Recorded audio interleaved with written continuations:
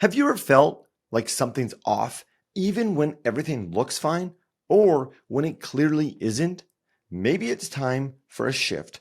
Big or small, it starts by noticing. It's not a flaw, it's how we grow. It's being human. Welcome back to the YouPotential podcast. I'm your host, Sean Maslick. If you like hearing from interesting people about what it really means to live a good life, subscribe to the show. Today, I'm joined by Peter Katz, a Juno and Canadian Screen Award-nominated singer, songwriter, keynote speaker, and facilitator.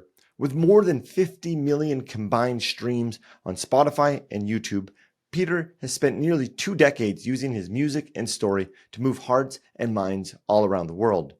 We talk about what happens when the life you've built doesn't quite feel like you anymore, when things are shifting, but you're not sure what comes next, how change shows up in our careers, identities, and relationships, and how it can quietly open doors to a version of our life that we might not have imagined yet.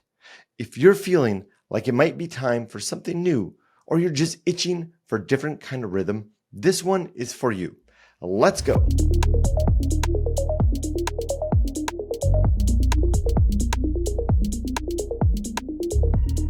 Peter, welcome to the show. Thanks, Sean. Good to be here. It's great to be here in your former hometown. I understand you recently moved. Nonetheless, thank you for making the time to come here. It's my pleasure. I still come here a lot, even though I left the city after living here for 25 years, just 2 weeks ago. So always happy to have a reason to come back. In researching your story, I was captivated by how you approach moments of change, or these pivotal moments. And perhaps we'll get to that, why or what pulled you away from Toronto throughout the conversations. But I think it's just another chapter of change for you. We'll get to that. But first, I thought we would go way back to September 16th, 2012, to speak about perhaps a pivotal moment in your life when you were at the Danford Music Hall and you had the opportunity to go on a stage. What did this moment mean to you, and what have you learned, or what takeaways have you still kept from that moment? Yeah, so I believe you're referring to performing with Glenn Hansard, and the story begins before then, when I first saw Glenn play. And for those listening who don't know who Glenn Hansard is, his probably biggest claim to fame is the movie Once, which won an Academy Award, and the song Falling Slowly, kind of went all around the world. That turned into a musical, the whole thing. But I saw Glenn play before all of that. Actually, first saw him play at the Opera House here in Toronto, and he was kind of fighting with the audience for people to listen. And then a year later, he was playing a sold-out Massey Hall, 3,000 people, everybody silent. It's pretty amazing to see. I remember watching him when he was playing to 300 people and thinking, this guy's incredible. And sometimes in life, there's just these different circumstances, and all of a sudden, it's not that you're not good enough. It's just that you're just not in the right environment necessarily. Anyways, the night that I saw Glenn Hansard play for the first time was the night that I decided to play music for the rest of my life. Like, I just had this kind of aha moment. And so that was, I guess, 2005 or something like that I first saw him play, 2006 maybe. And then it was kind of my life dream to someday be on stage with him. And so I would go see him play every time he'd come to Toronto, and I'd always kind of hang out and, wait at the stage door with everybody else and, have a little connection with him. And then one time I gave him my album, and he was very gracious about it, said, thanks very much. I didn't really imagine that anything would come of it. And then he came back to Toronto, and he saw me in the audience, and he said, Peter Katz, he said, your album's brilliant. Would you come up here and play a song with us? And so that happened. And then at the Danforth Music Hall, he had then sang on my album. And I was in the audience again. It's one of those things where you don't want to assume that he's going to know that you're there. You don't want to assume that anything's going to happen. So I just bought a ticket to the concert and just, enjoying the concert. And But while he's on stage, he's like, "Oh, it's great to be back in Toronto. Like one of our favorite singer-songwriters lives in Toronto. His name is Peter Katz." And I'm just like, "Oh my gosh." And then he's like, "Peter, are you out there?" And I'm like, "Yep." He's like, "You want to come up and play a song?" And it was just such a special moment to feel like, oh, I'm not just like some random guy. Like he remembers me, and he was such an influence on me, not just musically, but just in the way that he is with people, the way that he's just very down to earth and kind and warm and encouraging. And as a young artist, I was just, you don't know whether you're just barking up the wrong tree or not. So to have somebody like him kind of validate and say, hey, like, keep going and you're on to something, was so special. And so that moment was kind of sealed the deal of that connection. Yeah. So you get on stage and I saw the YouTube video. Yeah. And like you're starting to play. Yeah. And then the band comes in. I know. Like, what's that like to hear his band playing alongside you? They didn't know the song, right? Yeah, no, they didn't know the song. It's pretty amazing just to, I've loved that band for so long. I love those musicians. I've seen them play so many times. So to have them come in on a song of mine, it's pretty much as good as it gets. Right? Yeah. You mentioned like you didn't know if he knew who you were, or you didn't want to assume he knew who you were. I hear a good lesson here is that we all, to some basic level, want to be seen, want to be heard, want to be recognized. How, if anything at all, has this lesson of seeing others helped you in the work that you do today? Well, there's actually a really great book by another artist, like singer-songwriter by the name of Amanda Palmer. She has a book called The Art of Asking. For part of her early days of her career, in the music business, trying to make money, one of the things she would do on the side was she was one of those people in the park who's, in like all covered in silver or whatever, and they're not moving. And then all of a sudden, you put a quarter in and they move or whatever. The kids are fascinated by that. Yeah. It's kind of an amazing art form. So she would be motionless for hours and hours and hours. But what she would do to kind of get through that time is she would just kind of lock eyes with people. And in the back of her mind, she would say, "I see you," like without saying it. And she talked about the impact of that and the way that people responded to that and sort of unconsciously had that sense of being seen. And she says in the book, like, one of the greatest gifts you can give another human being is the gift of feeling seen and heard. And so I actually use that sentence all the time when I'm facilitating, when I'm connecting groups of people. Let's say I'm setting up a breakout where people are going to be sharing stories with each other or answering questions, whatever it might be. I always remind them that, hey, not only are you sharing, but a huge part of this exercise is also that reflection back where you're letting people know, like, hey, I hear what you said. I was touched by this. I was inspired by this. Like, in some ways, that's the more powerful part of the exercise, is giving people that gift.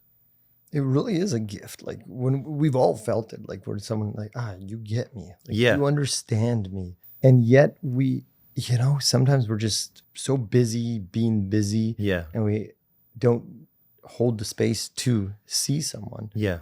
I mentioned my kids, and I know if I'm hoping my kids don't react a certain way, and then they do because they're kids and they're crying, it's remarkable. If I'm like, you're hurt, or you're hurt, or you're sad, they're like, yeah.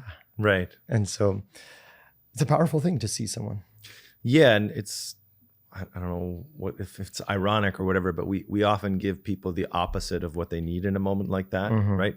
We sort of get angry with them for the emotion. Stop crying. Exactly. Whereas, what you're describing is the antidote is just making them feel seen and letting it be okay. And letting it be okay. My mind is going in different doors here, and I want to go back to 2012. Yeah. But this is making me think of something that I've heard you talk a lot about, is going through the eye of the needle. Yeah. How does going through the eye of the needle, if anything at all, allow us to be okay with that and give them that recognition, or allow ourselves to see people? Doing the work so that we can actually be present and see someone. I mean, there's a few things that come to mind to me as you ask that. So number one, like so I do a lot of mentoring work, and I always say to the staff that are working with me, and I say it to myself, like, whenever you're in a role of teaching, mentoring, guide, whatever that might be, the number one thing you can do is embody the work yourself. And so I really believe that, we don't have the authority to share or teach or mentor or anything unless we're on that voyage ourselves. The other thing I would say is, it is through going through some of the hardest things in my life that I've also developed my deepest empathy. And so I'm thinking, I'm present right now. So my partner and I, we've been trying to have a child for almost 5 years. And anybody who's going through that knows that that's just one of the most difficult things you can experience. And I would say prior to going through this fertility journey, I certainly had compassion and care for people that were going through it. My sister had been through a couple of challenges, but in my mind I was like, okay, well, just try again. I not that I would have said that but in my head it didn't like hit me in my gut. Whereas now, if I talk to somebody who's going through it, I like freeze in my tracks, and I'm like, I am right there with them, and I've got all the space to hold for them and listen to them because I've been there. And there was another period of my life where I broke my ankle in a really devastating way, and I couldn't walk for the better part of a year. And so, I was somebody who was differently abled for a year, and again, I just was opened up to this part of the world that I hadn't really noticed before, and accessibility became a thing that I suddenly was a very real thing for me. And seeing people that were struggling with accessibility, I had this deep empathy and care for. And then when I was able to walk again, just walking would bring me to tears because I didn't take it for granted anymore. So I think, we don't wish to go through hard things. Like on paper, we want to just kind of have an easy life. And yet when you go through those things and you allow them to change you and, not sort of break you, but sort of break you down in a way that you can then become stronger and be more empathetic. It does bring a lot of depth to your life, even though it's often hard earned. The word choice there, a lot of depth to your life, really speaks to me because, I'm no different except different contexts of the challenges in life. And I know the ones that speak to me that I'm thinking of as you're sharing yours have given me this layer of depth, this different lens on life as you're explaining that. Bring a different sense of richness, so to speak, in life that allows me to see people. And whether it's that individual with a disabled foot or like that you're relating to, that, I connected with that person and they know that. And I think that's really special, but it's hard to have those moments if you don't do the work. I still want to go back to 2012. You've talked about before this falling to your knees moment, talking about these moments. Like we're talking about these moments. So I want to talk about this falling to the knees moment that you talked about when I've heard you describe you've had two of the greatest fears in life. One is getting divorced and one is losing your house. Yeah. But yet there you found yourself head on collision with both of those items. Yeah. When you look back on that time, what strengths, characteristics of Peter did you really have to draw on that helped you get off your knees? Yeah. So for context, when I was 12 years old, my parents got divorced very suddenly. I was the baby of 4, and we kind of lost the life that we had. We lost our home, and by the time I was 16, I was living on my own in an apartment, which was a big kind of exit from Eden. And so it was kind of my life goal to never have that happen, like never get divorced, never lose my house. And in 2015, I got divorced and lost my house, and it was very sudden and unexpected. It wasn't something that I wanted to happen, but it happened. And I fought like crazy to have it not happen, but there's a moment in time where I remember asking my therapist, I was like, how do I know what the courageous thing to do here is? Like, is the courageous thing to leave, or the courageous thing is to stay? And she said, well, it's both. So like it's courageous to stay and fight with everything you have. And then it's courageous to know that it's done. And then so anyways, regardless, that was a incredibly low point. I have a vivid memory of the last thing I did as I left the house was I sat down at the piano and I just played for like 20 minutes and just sobbed. I have a recording of that actually I've never even listened to it. I probably don't even need to, but and then I remember I walked out the door, sat in my driveway, and And I was like, okay, this is it. Like, I'm going to pull away from this house that I imagined all these things for. And I, every corner of that house, I knew where I had patched the drywall, or, I just had vivid associations with it. But I remember in that moment, it felt like there was almost like this like baby opening its eyes for the first time, where the energy that I was holding was to like try to not have something happen, right? It was like, okay, I'm gonna not get divorced. I'm gonna not lose my. It wasn't this like energy of creation and of possibility and allowing the unknown. It was like this hold on kind of energy.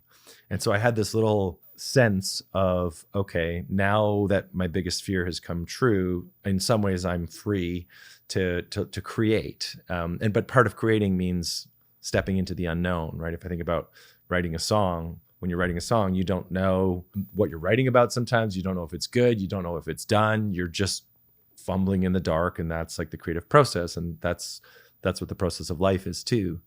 And so I remember in that moment in the driveway just feeling so low, but also making this decision that I said, this is going to make me love more. This is going to make me learn more, be more open. I said, whatever it takes, like, I am listening. I am here to grow from this. And it's the classic saying, like, life is either happening to you or it's happening for you. And I said, okay, I'm going to make sure that this is happening for me. And whatever it is I meant to learn from this experience, and however I meant to change, be changed by this experience, like, I am here for it. And I feel like that just set in motion just such an expansive period in my life that was not easy at all. There's like mega low points and challenges, and just kind of feeling like ripped from the womb again. But also I'm grateful. You mentioned my strengths. I think it was just this willingness to be changed by it. And you could unpack that in so many, for hours. But I think that at its core is something that I'm proud of. And I think it's something that I continuously show up in life with, which this sense of I don't know, and not in a sort of powerless I don't know, but in an openness, in a place of curiosity, in a willingness to let life teach me, and to sort of live into the truth that the essence of aliveness is change. If we're not changing, we're dying. And part of why I left Toronto is because I've been loving living in nature. And I think living in nature every day, I'm reminded that the essence of aliveness is change, because you're looking at the same view, but it's constantly changing. Thank you for sharing that story. Yeah, no problem. And it strikes me as we approach change, like you said, it's natural. We can either go tight-fisted and unwilling to surrender to life as it unfolds, or what I'm hearing in your story, there's this surrendering to this is happening. Would you say during that time it was pure surrendering to what's happening, or did you also have a level of hope, optimism, or was that just at that point in time non-existent? I think I have a level of hope and optimism that is kind of unshakable. That I think if I stopped believing in hope, if I stopped believing in humanity, I would die. I feel like life has just given me too much evidence that human beings, no matter how dark, and certainly there's lots of evidence of the challenge of like humanity on display these days, especially. But I just fundamentally believe in humans. I believe if given the resources and the conditions and the care and the love, that pretty much every human being has the possibility to evolve, to be closer to their hearts and to their humanity. And I think when we're triggered and we're outraged and we're selfish or whatever those things, some people say, well, that's what our true essence is as a human. And I actually think it's the complete opposite. I think what we are at our essence is love. What we are at our essence is connection. And even if you look at it from a evolutionary biological perspective, survival of the fittest, if you're constantly at war and in anger, you're literally killing your nervous system, which is going to shorten your life. Your digestion isn't happening well. Like none of the metrics of your health are at their best when you're in reactivity and tension and anger. They're at their best when you're in a place of calm, when you're in a place of love, when you're, there's many studies around like longevity and having human connection in your life. And so I really believe our essence is one of love and connection. And when we are, some of the things that we see out in the world, it's because people are just far away from who they are. And I try through my work to create an invitation to just get a little bit closer to that real essence. That's a gift. Carl Jung, the psychologist, always talks about this process of individuation, like when we individuate and become ourself, as he calls it. And it really sounds like the work you're doing is in some form or another helping or offering people an opportunity to move towards that self. Yeah. And I don't want to sort of paint myself as this just, this person who's, has it all perfect and is just trying to, like, I'm trying to do the work myself every day, like we talked about. And so you could look at it and say there's a selfishness to it of like, I want to make sure that I'm returning to myself and returning to that place of love that's my essence. And I have a desire, and again, you could look at it in a self-serving way of, I want more people to be in that space too. And so I try to share and offer that and create that space, because I believe that will create a better world for all of us, including myself. And so, but I don't think you can be on the mission without also doing it yourself. I think then you're not living that change that you want. I think we've all seen that guru who claims to have it all figured out. And like, I don't really resonate with you. Yeah. Versus I use the word messy, not in the sense of physical mess, like appearance, but that individual who you could tell, like they have the broken leg. And that's why they get me. Yeah. You mentioned about this connectivity and shared relationships. I know you're doing these retreats in Costa Rica. I know there's some blue zones in the area that you're facilitating them. I don't know if that's on purpose or not, but I can imagine at those retreats, it just gives everybody an opportunity just to relax a little bit more. Yeah. I mean, it's funny because I've been running these like mentorship program in the mountains of Alberta for the last 12 years with teenagers. And again, you're taking them away from their devices, you're putting them in nature, you're putting them in community. And then with, business leaders, we take them to Costa Rica, different programs of people that I'm working with, but same effect, right? When you give people this opportunity to sort of disconnect from the distractions and the reactivity and the triggers and put them in nature and in these places where they're eating healthy food and they're getting in the water and being surrounded by nature, it's amazing what else can unfold and what other, transformations can occur, or at least the seeds of transformation can occur. One of our participants, Dr. Susie Ross, is a world expert on transformation. And so I'm always cautious to say like, oh, you just go to a retreat for 5 days and everything will be different. Like in some ways, that's a moment. She describes this sort of figure eight of transformation, and so it's a key moment in the process, but it's not everything. And part of the problem is then you put people back in the environment that they were in, and all the triggers come back, right? So I really believe in using that kind of an environmental change as a catalyst, and then the question is, okay, how do you take these realizations that you've had of, oh, being in nature actually really impacts me. And maybe you can't be on a beach in Costa Rica, but how can you take some minimum viable version of that and bring it into your life so that you're having, one of my favorite things is just when I'm transitioning between buildings is, can I pause and if there's some sun out and just literally stop for 10 seconds and let the sun hit my face. I call them joy snacks. Just these like little moments where even when you and I sat down, right, and we're about to get into it, I was like, hey, can we just take a breath for a second? Can we acknowledge the space and the people that we're with? And just these little pattern interrupts where you come back to your humanity, something that I try to layer in as a practice. Joy snacks. I love that. Yeah, thank you. That I interviewed 2 guys who study awe, and they call them awe moments. It's joy snack. Yeah. But they like their life's work is doing this. Yeah. And same sort of thing. It's just looking at a tree and really appreciating what a tree actually is. Yeah. And I know I started doing that with my kids walking to school. And I'm trying to get my 6-year-old to really stare at the tree, and she's good with it. My 9-year-old's like, let's go.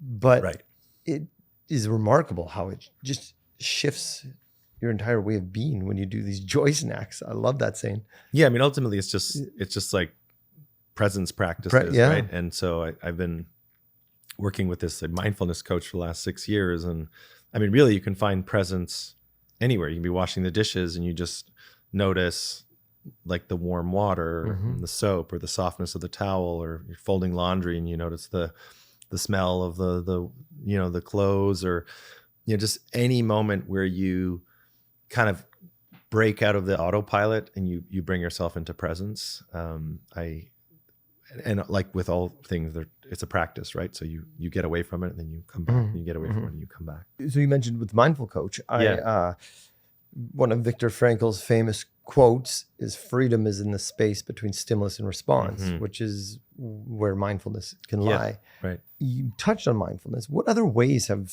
practicing this practice of mindfulness really altered how you view the world? Well, I mean, that Viktor Frankl quote is a big one for me. And one of he actually passed away not too long ago. Unfortunately, his name was Dr. Danny Friedland. He was a brilliant physician and neuroscientist. And he had this model that's pause, notice, choose, which essentially is like inviting the pause between stimulus and response. But, I think coming into coming into awareness of that, I would say affects every single area of my life.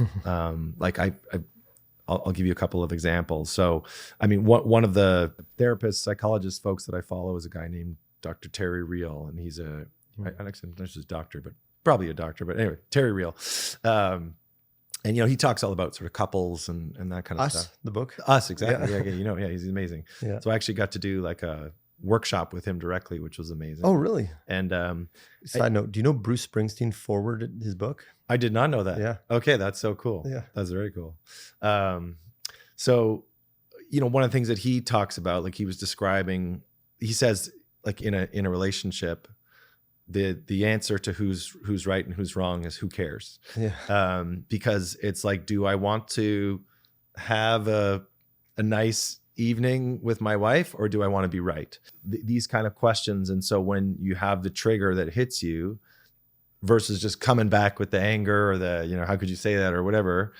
And it's not about ignoring, like if there's something that needs to be talked about, it's not about not talking about it, but it's about sort of coming at it with from this place of what Brene Brown calls like generous assumptions of like, hey, this person is trying the best with the resources and the tools that they have.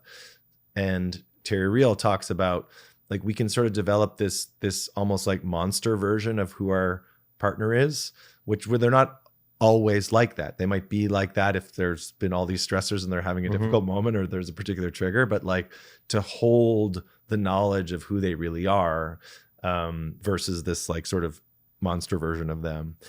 So anyways, like I just think about in my relationship, just remembering to sort of choose us is a mindfulness practice for sure. But I think one of the moments that's kind of most seared in my head, and forgive me because this is such a like trendy thing, but I think I have my own hot take on it, which is cold plunging. Yeah. I know it's like everybody talks about it, but I like everybody was noticing all the people, influencers cold plunging. I was like, oh, okay, I should try this. But initially I was like, well, no way am I going to do that. Just sounds like a miserable thing. But Yeah. I literally live by a lake now, and cut a hole in the ice, and I was like, okay, Oh, like really full on. doing this? Oh yeah, really doing it. Yeah. But I remember like the first couple times I did it, I just like screamed and got out and just seemed like a terrible idea. But I just kept trying it. And there was this moment as I was lowering myself into the water one day where all of a sudden I kind of got really present And my brain just said to me, it's just the cold. Like, it's not a problem. It's just the cold. And as soon as I sort of heard that of like, oh, it's just the cold, then I was able to lower myself in the water, and it's still really cold, but it wasn't a problem suddenly. And the reason that, and then of course now I do it all the time, but what came from that is I can be in other situations where they're potentially very triggering, right? Like being in freezing cold water, if you stay in there too long, you're literally going to die. There's other moments in life where you might not die, but you feel like somebody said something or something's happening or there's a stressor and you feel just that complete overwhelm. Well, by doing the practice of it's okay, it's just the cold, I can also say, oh, it's okay, it's just a deal that didn't work out, or oh, it's okay, it's just a difficult conversation, or oh, it's okay, whatever that might be. So the practice kind of translates into other areas of my life. And I think about just the last few months of my life. We moved, sold and bought like 2 places. I lost all my gear in a fire. Oh. We had 2 fertility things that didn't work out. We had this whole adoption thing that didn't work out. Like, there was just like, I got Lyme disease, was like really sick during the busiest month of my like life career. I had 15 events and I was like deathly ill, like shivering. I had arthritis through my whole body with Lyme disease. Like, all of this happened in like a 4-month period of time. Like, any one of those things could have completely derailed me. And yet I feel like I was able to be this observer. Like, even when the fire happened, I literally went to this retreat weekend to try to like recover my nervous system. Like, this was before the fire. So I go to this retreat to try to like take care of myself and recover my nervous system. And it was my friends that were running this retreat. And so I said, hey, I'll bring some instruments. I'll bring my gear. Like, I can help you guys out. Like, so I brought all my gear with me, and we woke up on Sunday morning and the building was on fire. And I lost like, my guitars I've had for 20 years. I lost my piece of your identity. Yeah. Like the thing I made my whole new album on, like all just watching it up in flames. So it was, that would have been enough to just destroy me. But I have this ability to know deep in my soul that I'm okay. And it's not that I'm not upset about it. I mean, I wept like multiple times that day. And if I think about those guitars and just even just the stress of replacing all of that in 48 hours because I had other events, it was a lot, right? But I think by having this practice over time, your ability to be, in almost any moment, it's not that it's not hard, but it's there is that separation between you and whatever is happening, and that to me is the real gift of it. Yeah, fascinating. I mean, 15 events and so many things going on. The fertility. Yeah, it really strikes me as the power of to like observe, like it. This is not happening to me. While at the same time we're hardwired with this negativity bias. Yeah, like from our evolutionary days. You mentioned earlier about our evolutionary days that this is going to kill me. Run. Yeah. But allowing that pause, I think, is remarkable whenever we're trying to navigate life, especially in these huge inflection points that you're speaking about. I'm curious because you mentioned it a couple times, and I give you hope as well that the fertility goes the way you and your partner want. How challenging is that one, and that you're in the thick of it, and how challenged are your tools of trying not to be part of the I am this problem versus observing it? They're deeply challenged, and like I think I've already said, all of these things are practices, and you never get perfect at them. You never have it mastered, but it's a resource that you can come back to over and over and over again. And so the fertility stuff in particular just kind of hits every single nerve. It's like insanely expensive. It's deeply emotional. It's like existential on your relationship. It's like, it's all the things. And there's lots of hormones involved as well, which doesn't, medications that don't make it any easier. But I do, I'm continuously challenged by it.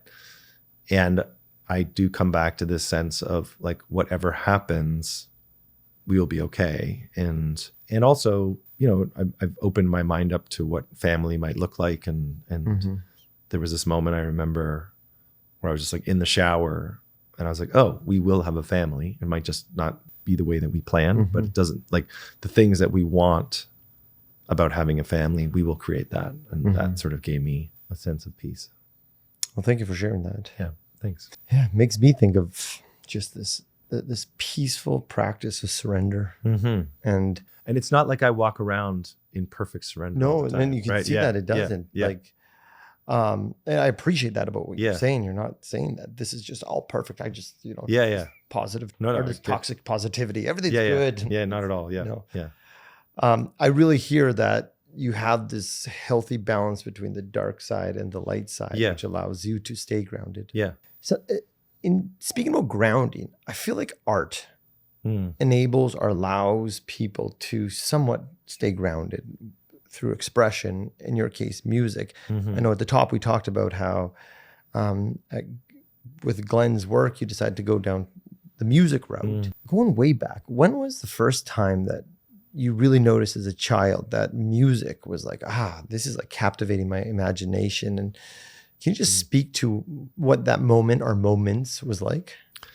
Yeah, I mean, the early days of music was, I think, like many kids' experience, where, you know, I was put in lessons and did piano lessons and violin lessons, and I enjoyed it, but I didn't love practicing or trying to play the classical music piece perfectly or whatever. And I never, like, I always wanted to just kind of improvise and have fun. And so I think when I started playing guitar, I realized that I could write.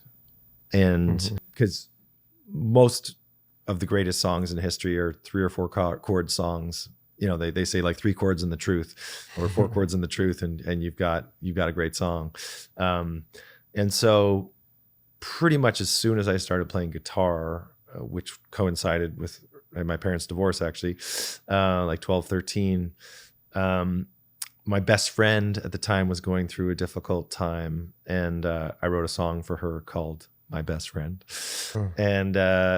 And just kind of experiencing something existing that didn't exist before, that I had brought into existence, was just such a special feeling. And I've often said, like, I don't think I dedicated my life to being a singer-songwriter and musician just to stand on stage and play the guitar, or stand on stage and sing. Like, the thing that made me drive through snowstorms and sleep on floors and kind of throw myself into it over 2 decades is connected to the songwriting piece of it, and that I can create something, and it's never easy. It's always a riddle, and that's what makes it so special. And I just put out a new song yesterday, and it's been actually a couple years since I released a new song, and just kind of feeling it out in the world, and already kind of getting the messages from people of where they're kind of finding value of it in their lives. That's a very special thing. And it happens to be music. And I think there's a lot of research around how we process music, and, you know, we actually process music in the same place we process our feelings. And so we're kind of like hardwired to have that emotional connection to music. You can put on music and within seconds you change your physiology. So, but it's not only about the music for me. It's about the song. What's the song called that you just released? It's called Keep Breathing. Keep Breathing. Okay. Yeah. You know, you talk about the songwriting and how you create something that didn't exist before. Yeah. I look at the story that we're talking about. You know, it started as, I guess, 16 when you picked up the guitar, to all these pivotal moments that we talked about that taught you what it really means to be human. And now you're bringing all of this together, creating something that didn't exist. These keynote concerts. Yeah. Where you're sharing your story, using music as a medium to facilitate change. Because I mean, for myself, I know I put a song on and boom, right back to that moment. Yeah.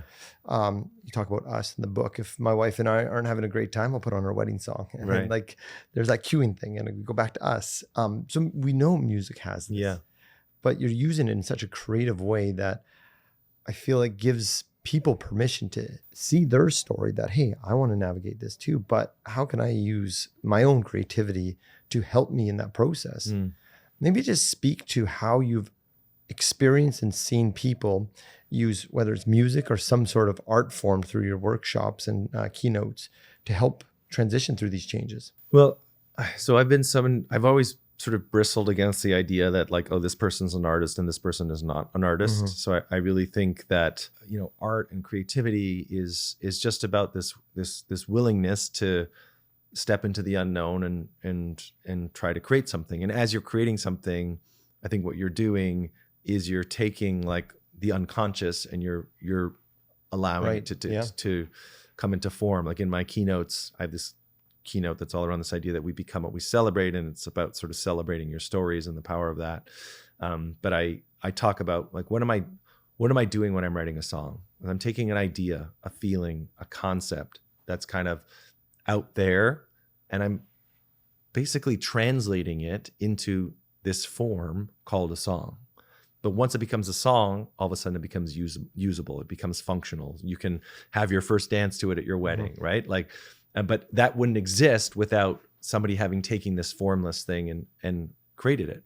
Now that is not exclusive only to songwriting. Like I think about my mom. So my mom worked as a nurse, then as a family therapist, and then the final part of her career, she was the manager for a nursing association. So they would do like programming and stuff, and nurses would go to people's homes, and they would have, centers. And so I remember the last project my mom did before she retired was she did this adult day center, where seniors could come for the day and access services and be in community.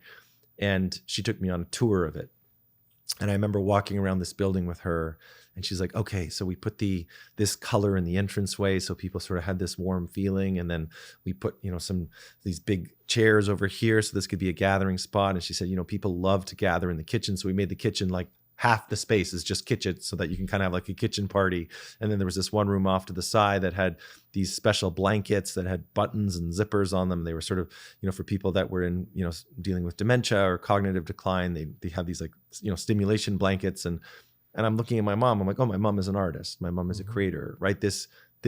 Her song is this adult day center, but the same applies for literally anything you're doing. So a teacher, the way that they are teaching their class, the way that you parent your kids, the way that someone is a leader in an organization is approaching a conversation with, somebody that they're leading, like in all moments. And this is connected back to the idea that everything is change, right? Like our lives are these work of arts that we're constantly creating. We don't know what's going to happen from one moment to the next. We're constantly creating it and shaping it. And so I guess this is like a very long-winded way of saying, I think just walking through the world with this sense of we are all artists. We are all creating our lives. We are all creating the interactions that we're having with other people. We're all creating the way that we're showing up in all of the roles and all the different hats that we wear. To me, songwriting is just one of those ways that I do that. But that's not exclusive to me. I think we all have that agency to create our lives and to create things that create impact and to take invisible things and make them visible.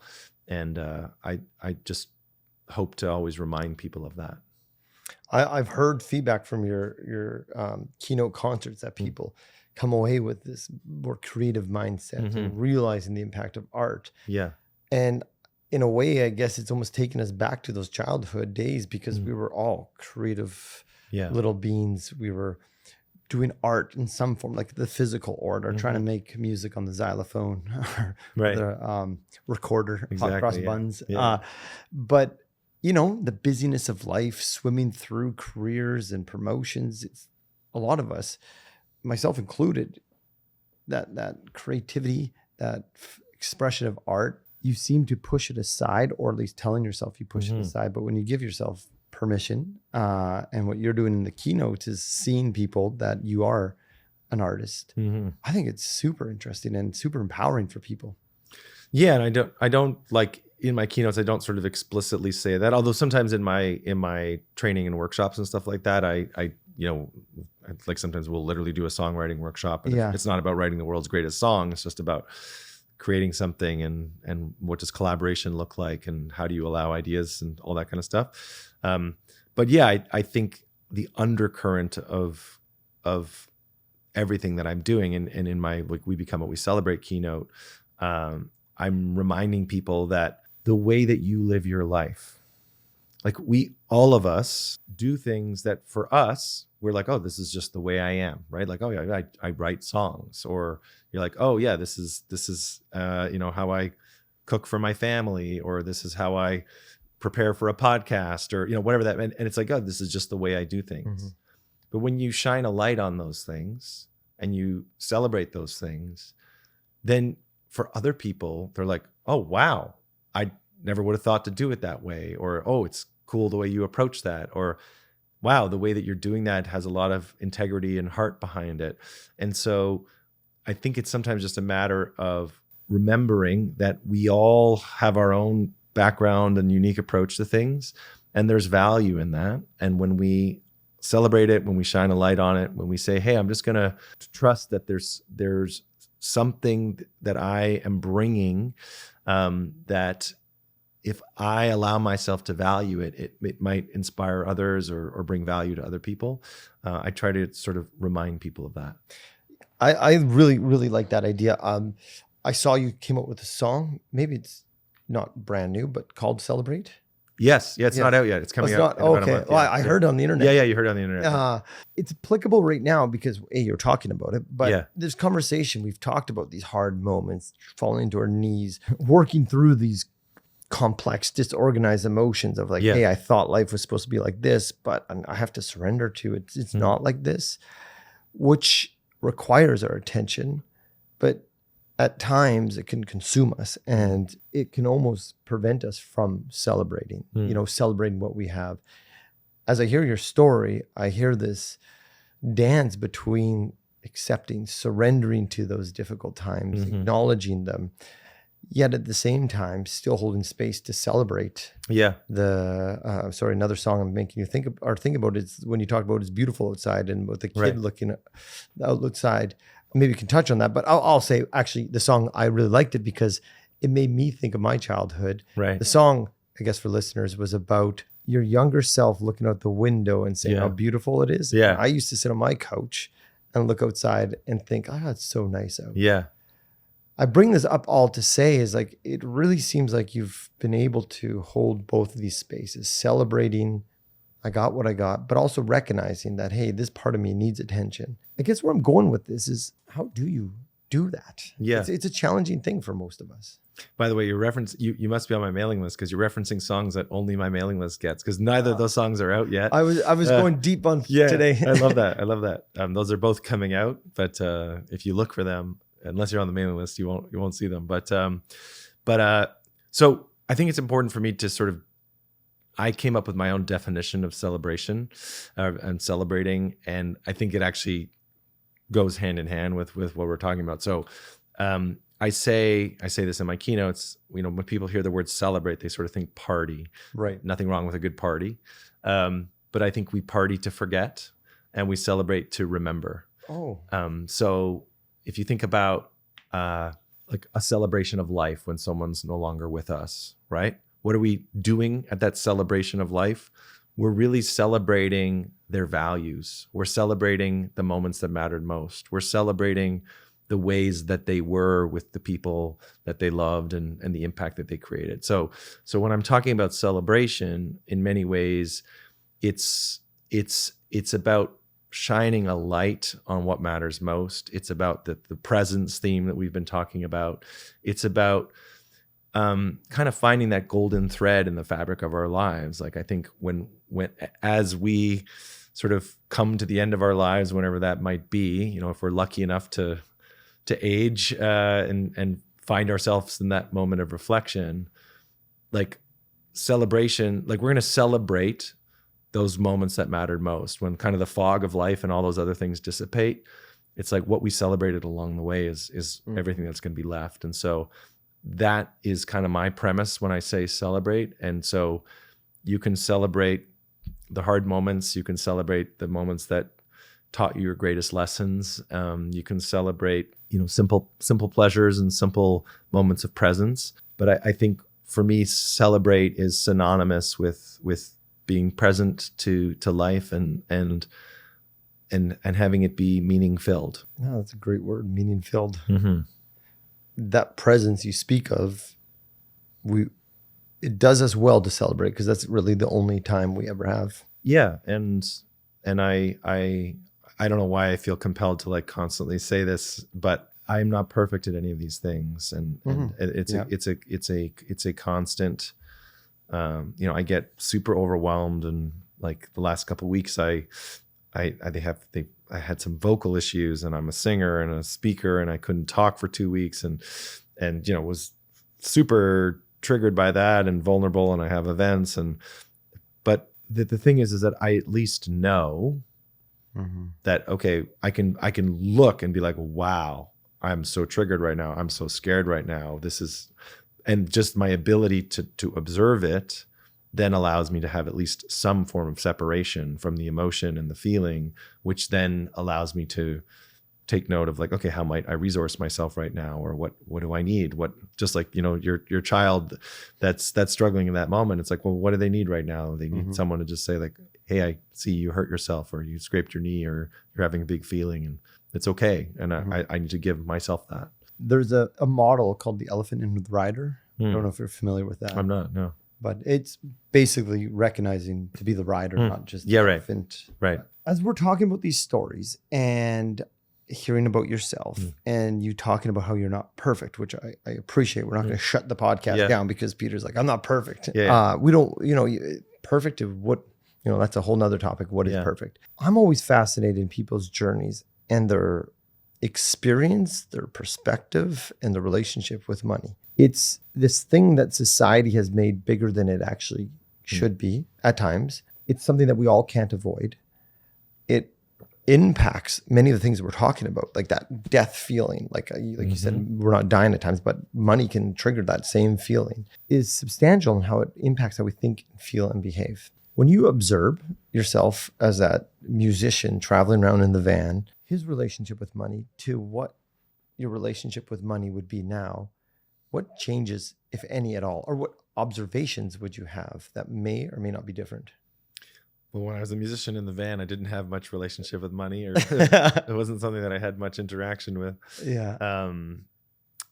But I would probably, you still had a relationship because you thought about it. Yeah, you're right. I thought about it a lot. Yeah. I still think about it a lot. And you're right. It's a deeply emotional, trigger point. I mean, it's definitely something that I do spend a lot of time thinking about still, because it's definitely tied up in some of my early traumas. And, when I was 16 years old and by myself, and I still did have some financial support from my parents and stuff like that. I worked jobs, but I wasn't like completely fending for myself. I don't want to misrepresent that. But I definitely, from kind of 16 years old onwards, I was like, I need to somehow make myself safe. And money was one of those tools. And yet I was this sort of walking paradox or something, because I also picked a profession that was the opposite of safety. And so I think my desire to create and be an artist was larger than my desire for stability, and I would say over the years, as I've gotten older, my desire for stability started to creep higher and higher, and so made some different choices, but always acknowledging that this is my one wild and precious life, and so I don't want to like completely abandon all of my hopes and dreams for this kind of perceived safety. And so I'm kind of always walking that line between the two. But part of what I've done with money has been to just inform myself and kind of learn about how it works. And And I think it actually does connect with the theme that we've been talking about, is like the essence of aliveness is change. And the way, when you put $20 in the bank turns that into $400 because they move it around, right? They keep it, they make it work. It's like water that's just stagnant, doesn't go well. Currency. Yeah. It's moving. Yeah, exactly. Right. So yeah, that's why there you go. So for me, my relationship with money has had a lot to do with like informing myself so that I can make choices that make me feel like I feel empowered. And it's something that I'm like, I certainly, my earning power has increased a lot over the last many years. And you also then take on greater responsibilities, and people on my team that I'm paying who are buying houses, and I'm like, oh my gosh, like I'm feel responsible for your mortgage now and these kind of things. And so more money, more problems, or whatever it is, right? You gotta have to like continue to navigate it. But it's something that I've tried to have like an active relationship with. So I'm not just like in fear. It's like, how can I educate myself? How can I, learn about, okay, if I take out this kind of insurance policy, then this is a tax efficient way to take money and think about my future. And okay, if I have like a regular withdrawal that comes out every month that I don't ever see, then there's this way that I'm, dollar cost averaging, investing over a long period of time. So I don't need to stress if the market drops or goes up or down. It's like I'm in it for the long haul. So I can just trust that if I'm consistent, that'll make a difference. And I don't know how technical you want to get, but like I became incorporated. And so understanding like, okay, if I'm a corporation, I can pay myself a certain salary and can be tax efficient, these kind of things. So I've spent, I think like with so many things in life, when you don't know about it, then it's scary. That's right. Yeah. And then the more that you can empower yourself and learn about it and get as informed as you can be, and surround yourself with people who know more about it than you do, and you can get, good counsel. That's kind of been my approach. And I'm still very much in the waters of that, but I feel like I've come a long way from just kind of just walking around with this sense of doom. A super good friend of mine, he's a musician out in Hawaii. I was really trying to understand my relationship with money, and still am. Like, it's constant evolution, but we wrote some songs together. And one, you talked about safety. One was called An Unsafe Safety Net. And it was about this illusion that like a lot of what we're talking about, if the rumination, the things that we're thinking that we're scared of, like money in and itself won't necessarily solve those. Right. And that's why I thought this conversation was trending nicely towards this idea that there's like two functions of money. One is this like external view, how do you invest, etc. But then this internal life of like, what's it doing to me? Like, what is it doing to my psyche? What's it doing to myself? That self we talked about.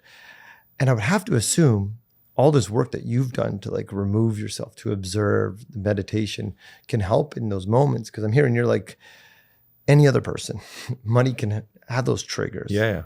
But it's that space and time, I think, that really helps us understand what our money story is. And it's interesting, you talked about as a 16-year-old trying to find money as a safe, like for safety. Yeah. I'd just be curious. So my curiosity is peaking now, is like, and now like spending money, is that like taking away, eroding that sense of safety? Or have you been able to find, peace, like it's okay? Yeah, I mean, I don't know. I've never told anybody this or whatever, but like I have this practice when I'm getting sort of overwhelmed or whatever. I'll go out on my paddleboard and I'll just like literally talk out loud. And so I'm having a flashback of a time where, like between the fertility stuff and like we've been moving and like just the financial.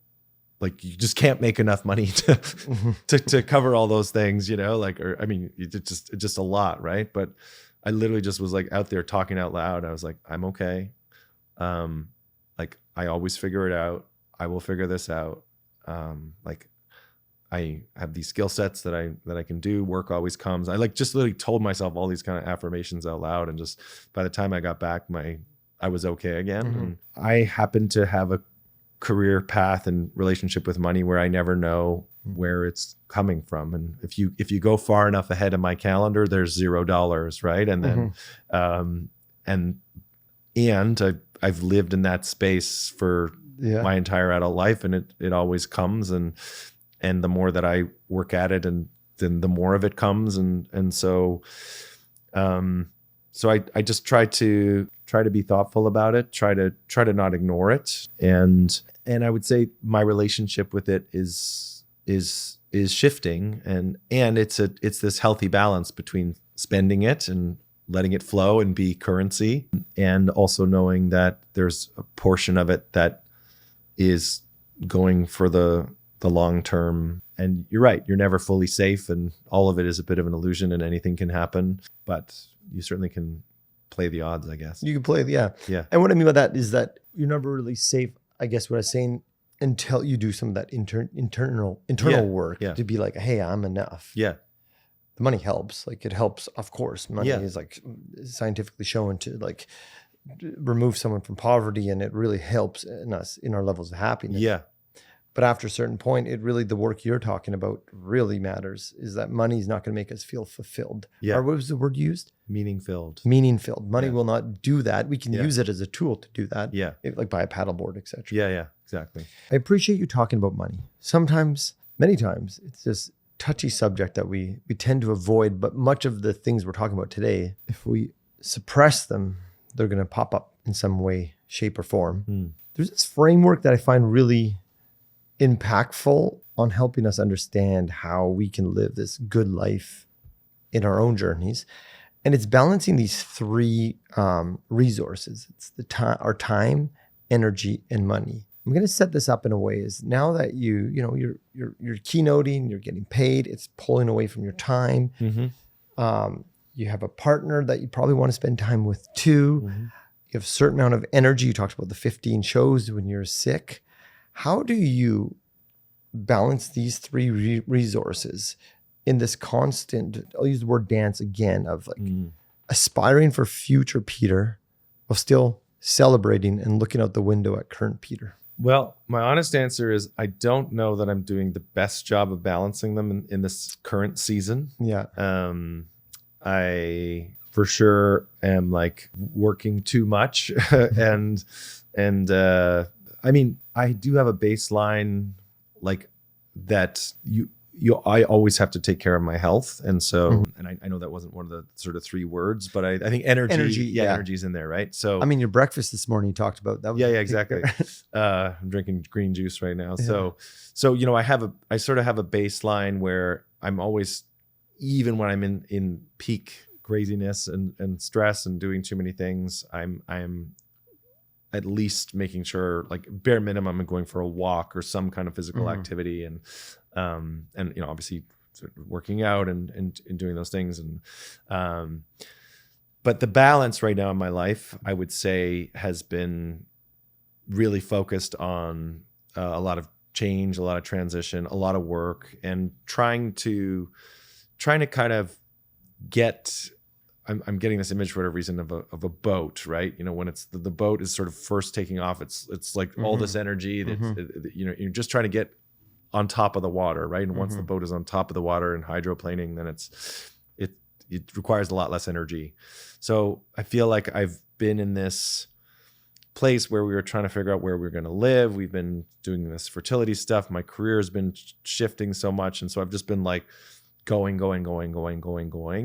And I also recognize that there's this place that I want to get to where I have a little more agency over my time. Like there's this idea of like 4 freedoms. So there's financial freedom, which everybody's focused on, but there's also time freedom. There's also health freedom. There's also psychological freedom, right?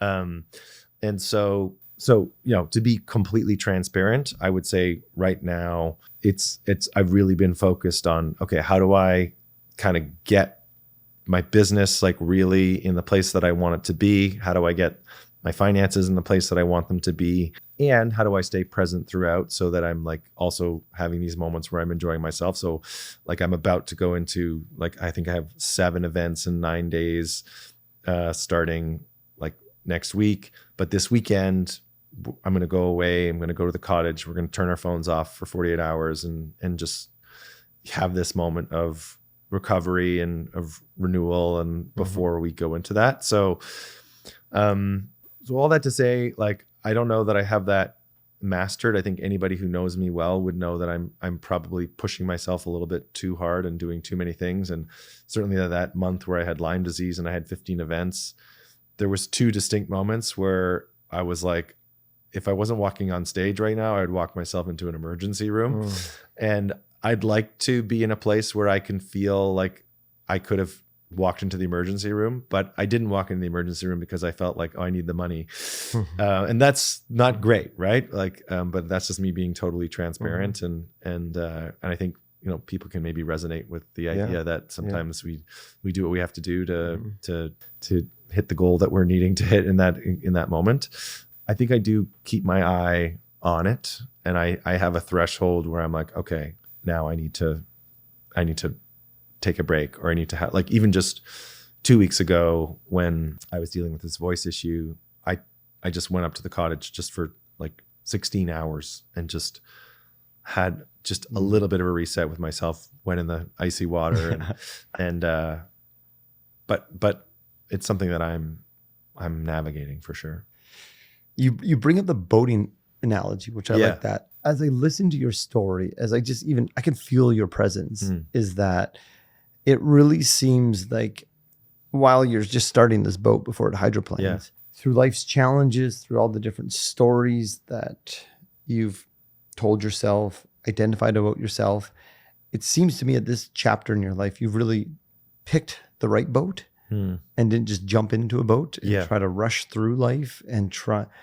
And if I'm going on this boating analogy, it seems like you know what island or what landmark you're going towards, where it can be challenging to know where we're going. And it could be more appealing just to jump in that boat, get a hydroplane. But then you might realize that, shoot, I went to the wrong island. Right. And so I really get the sense of this. I feel your presence and I feel your conscious approach to driving that boat. And it seems like that's enabled you to, from what I understand, enjoy those keynotes. I know some of them are busy and like those ones that you should be going to the hospital, maybe not those ones, but it also seems like you find passion and purpose and energy in this work. I do. Yeah. And I mean, this probably comes from my years of touring and playing thousands and thousands of concerts. And literally sometimes there were 2 people there, but I would play as if there were 2,000 people there, because I always said to myself, I've worked so hard to be in this moment. The dumbest thing I could do is not enjoy the thing. And so anytime I have the privilege of being with an audience or a group of people, I will never phone it in. I will always give them like everything that I've got, and I'll do my best to honor them and let them know that I'm there for them and I'm there to serve them. And it's not about me. It's how can I take whatever skills or ideas that I have and make it so that it's of service to them and of service to the organizations that I'm there with. And I think that's probably why I'm able to do as many things as I'm able to do, because I do feel connected to that meaning and purpose behind it. Well, I have one final question. Yeah. Based on this conversation, the services that you provide, is there anything that you would like to share with the audience that is really grabbing your attention, specifically in the work you do, whether it's your retreats, the Conscious Leader retreats, your keynotes? Is there one thing that you really would like to share with the audience? I mean, part of what I love about what I do, I think, is the diversity of things. And so like one of my favorite things I ever done is I ran a songwriting retreat at my cottage for people that have always wanted to write a song, but didn't know how. And so I feel like in that moment, it was kind of this coming together of all of the things that I love to do. Like I love running retreats. I love music. I love like creating the conditions for people to connect. I love like sharing creativity and passion with people. And then I got to sleep in my own bed every night and be in my favorite place on earth. So it was just like this amazing thing. But I mean, I would just say, like, whether I'm giving a keynote, whether I'm doing a facilitation or a workshop, whether I'm running a retreat or writing a song or playing a concert, all of those things for me they always come back to like creating the container for people to connect, for people to kind of re-encounter themselves and connect to their humanity. And I think I love bringing that into all spaces. So whether that's a date night with your partner on a Friday night coming to a concert, or whether that's in your workplace, like the research says, you're going to spend more time with your work colleagues than you're going to spend with your own loved ones. And so why would we have those spaces be devoid of what being alive is, like the best parts of being alive? And so I try to bring that into those spaces, and anytime I have the opportunity to do that, I'm grateful for the invitation, and I'm grateful to be able to do it. I love the fact that you're walking into like very corporate venues with a guitar and playing music. It's something that probably has not existed before. No, but it's still just a bunch of human beings. It is that, and they must just love that. Yes, it's great. I appreciate how much of your creativity you're bringing into your work, and allowing people to see that, hey, I'm creative as well. Yeah, and I can do that, even though you're not saying it. But when you start talking about those things and bringing in music, that's what music does to us. Yeah. So my final question is, let's imagine you're at end of life, however old you are, that's how old you are. You're sitting on your front porch, looking out at a view that brings you peace, ease, contentment. You decide to bring out, maybe it's a songbook or a notebook. Let's do a song. You decide to write one last song about what it meant to Peter to live a happy and healthy life. What would be the theme to that song? I think it would be about being of service to people. Most importantly, the people who I'm closest to, for that they felt that they were deeply important to me. And because I think, you can go out in the world and do great things and have audiences clap for you. And I want to make sure that the people who are like my family and my closest friends and my partner and, kids eventually, that they feel like they were the stars of my life, and that I was there, and that I made their lives better, and richer and more meaning filled. So that to me is kind of 99% of my answer, is just feeling like people felt loved by me and cared for, and then to know that I also was able to do that for more people is meaningful for me as well, and to know that like I'm such a big camper and hiker and nature person, and there's this concept of like leave no trace, and so like you use an area and you want it to be as sort of fresh and naturey for the next person, and so I kind of want to leave no trace in the sense of like harm on the world, but I do want to leave a trace of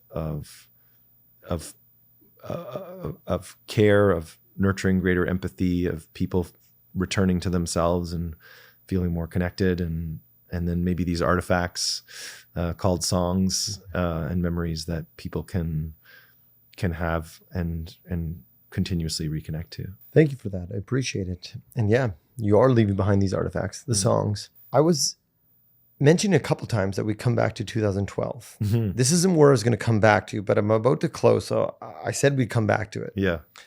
2012 was maybe a bigger year for you, from what I understand. You went on stage with Glenn. You were nominated for a Juno Award, a Rising, an emerging artist award as well. Released a record, and you had a lot of success from that 2010 record. What would that version of Peter say to you today? I think he'd be very sort of confused as to like what happened.